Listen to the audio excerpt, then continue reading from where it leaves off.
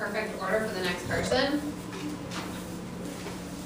Put the picture of the cell back on top of the cards in the rubber band, and then the structure and the function, or the structure and the name, go back in the bag at the front. So the two little extra pieces of paper that aren't the picture, please put them back in the paper bag at the front of class.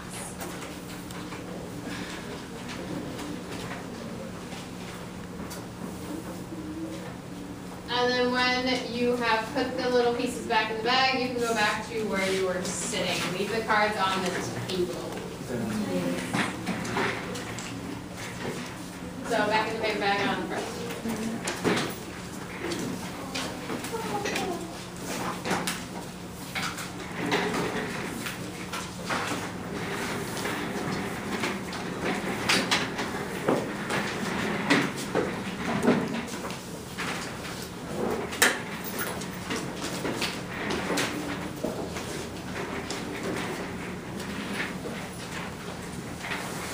And then if you can find your big skeleton from yesterday, we are going to name the rest of the appendicular skeleton. So find these notes, and don't lose the notes we made earlier because we're going to go back to those.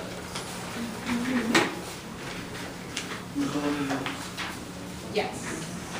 We're going to come back to the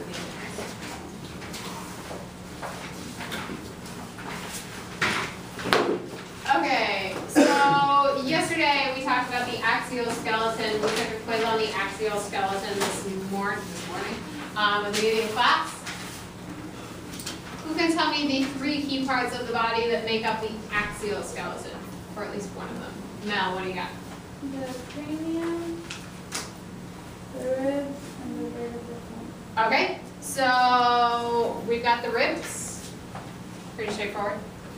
What else makes up the bony thorax with the ribs?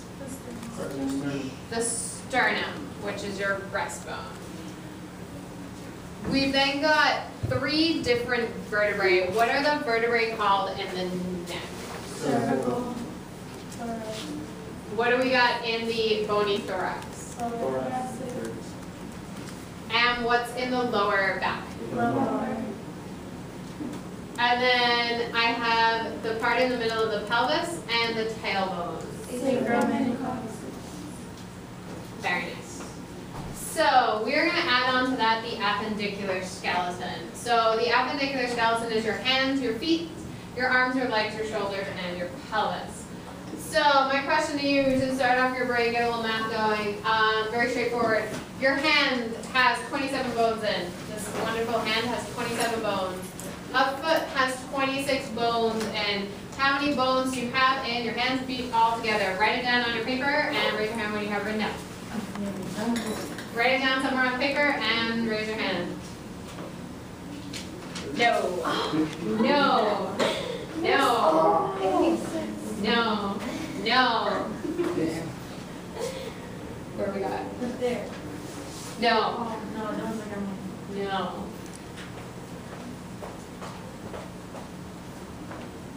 Yes, very nice. How many bones do we have in our hands and our feet, Bianca? We have 106 bones in our hands and our feet because we have 2 hands and we have 2 feet. Thank you. So 27 plus 26 makes 53. You then have to remember that you have 2 hands and you have 2 feet. So most of the bones in your body, that 206, 106 of them are in your hands and your feet. So this is where we're going to start labeling our appendicular bones. So we have carpals, metacarpals, and phalanges going down. So on your skeleton, please label the carpals. They are the wrist bones, the teeny tiny ones in your wrist. You have the metacarpals. Those are the ones in the palm of your hand. And we have the phalanges that are in your fingers. So carpals, metacarpals, and phalanges. In your foot, you then have tarsals, metatarsals, and phalanges again. And then the most important tarsal bone that I care about is your calcaneus. And your calcaneus bone makes up your heel. So it is the big tarsal bone that you walk on. It's massive.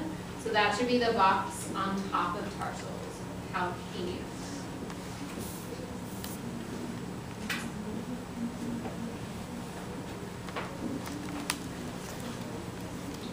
Okay, so Giselle, can you please label the carpals, metacarpals, and propendium on the skeleton?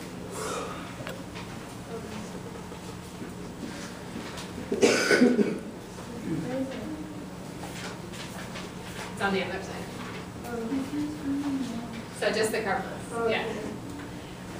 Okay, and Jasmine, can you handle the feet for me?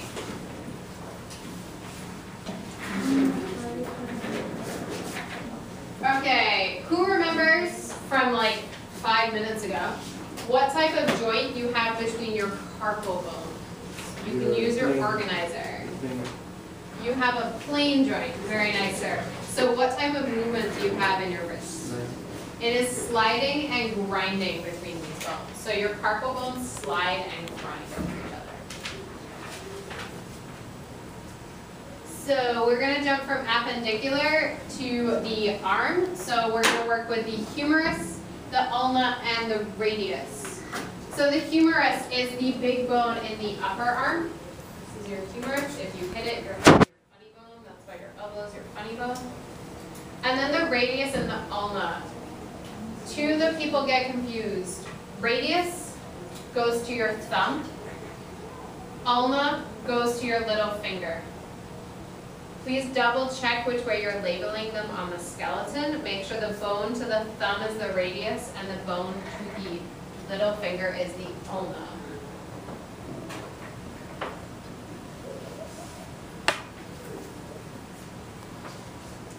So can you label those for me? The skeleton.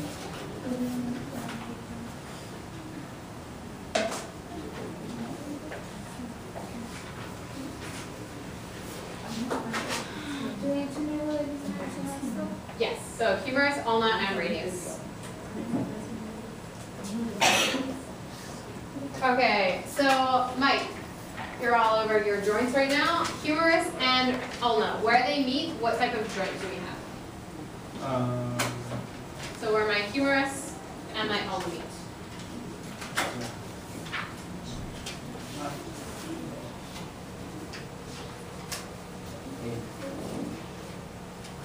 The saddle? It's a synovial joint, so it goes how many directions? Two. One. One. It goes unidirection. So uniaxial movement. So we're down to pivot or hinge. Hinge. It is a hinge joint. Very nice. Okay, so we have a hinge at the humerus and the ulna. Amy, what do we have where the ulna and the radius meet? At the proximal radial ulna joint, where they turn over like this. That's your pivot. Very nice. So in your elbow, you have both the hinge joint and the